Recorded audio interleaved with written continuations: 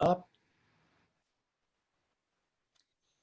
Welcome everybody to the month of Elul, our time of preparation for the High Holy Days. We hope that you are going to enjoy the daily readings that you will be getting via email, and we hope you'll use them as a chance each day to reflect and to move closer and closer to these days of awe that begin with Rosh Hashanah. There is a tradition on Elul to every day read Psalm 27. So that's another practice you could take on. And in fact, there's a wonderful new book last year. I don't know if you can see this, but it's called Opening Your Heart with Psalm 27. And it's by the CCAR Press. You can find it online, and it's just wonderful. Every day a different reflection on this psalm. And so I wanted to begin our Elul by reading Psalm 27. It's a very complex psalm with lots to contemplate. You can easily spend a month in it or more. So here it is. It's just 14 verses. Adonai is my light and my victory. From whom should I feel fright? Adonai is the stronghold of my life. From whom should I feel terror? When evildoers approach me in battle to feed on my flesh, my pursuers, my adversaries, they have stumbled, they have fallen down. If a camp encamps against me, my heart will not fear. If a war arises against me, in this I would trust. One thing have I sought from Adonai, how I long for it, that I may live in the house of Adonai all the days of my life, that I may look upon the sweetness of Adonai and spend time in the palace, that you might hide me in your sukkah on a chaotic day, hide me in the hiding places of your tent, raise me high upon a rock. Now my head rises high above my enemies round about, and in your tent I'll offer offerings to the sound of teruah. I shall sing and chant praises to Adonai. Hear, Adonai, my voice. I am crying out. Be gracious to me. Answer me. My heart has said to you, seek my face. I am seeking your face, Adonai. Do not hide your face from me. Do not turn your servant away in anger. You have been my help. Do not forsake me. Do not abandon me, God of my deliverance.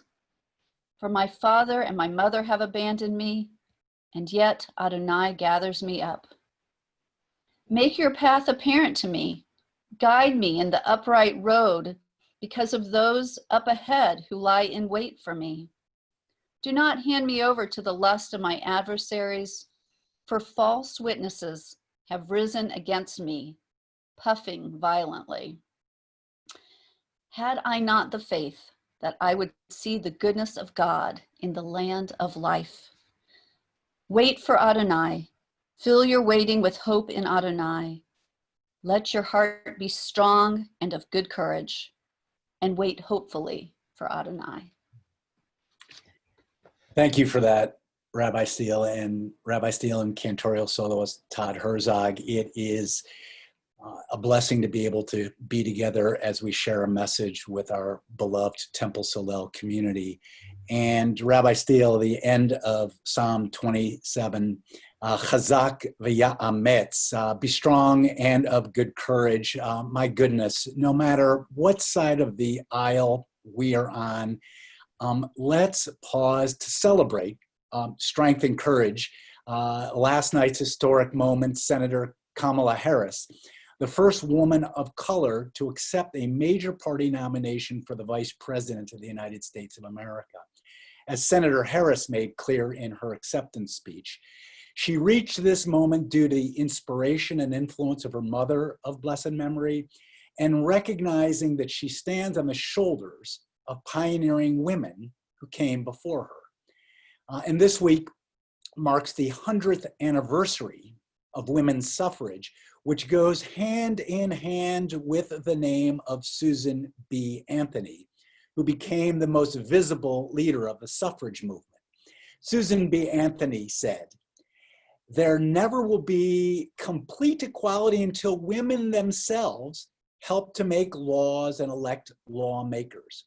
To do so, needless to say, they had to have the right to vote." Susan B. Anthony died in 1906, 14 years before the states voted to recognize the 19th Amendment, relenting to the women's right to vote. It would take more than 4 decades after that for women and men of color to win the right to vote. Gerda Lerner, Jewish American historian, immigrant from Austria, who passed away in 2013, made it clear that the struggle for voting rights did not come easily. She said, "First of all, nobody gave us anything. It makes me furious when I hear that they gave us suffrage. Excuse me? It took 72 years of unrelenting, unbroken organizing, grassroots efforts to get women's suffrage.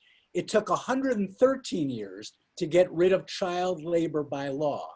It took similarly long periods of organized effort to accomplish any advance in social policy."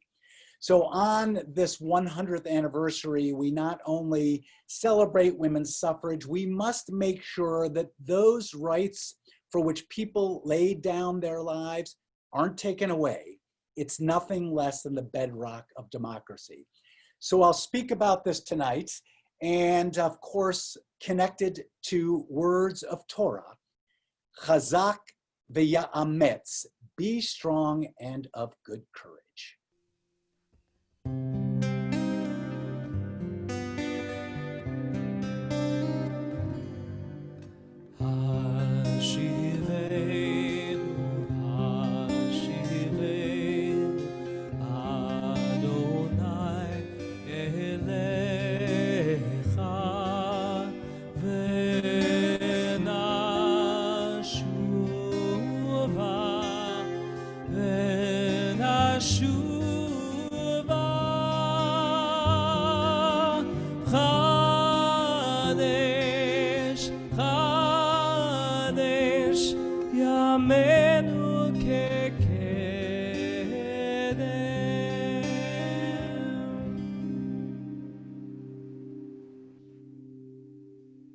Shabbat Shalom, everyone. Shabbat Shalom.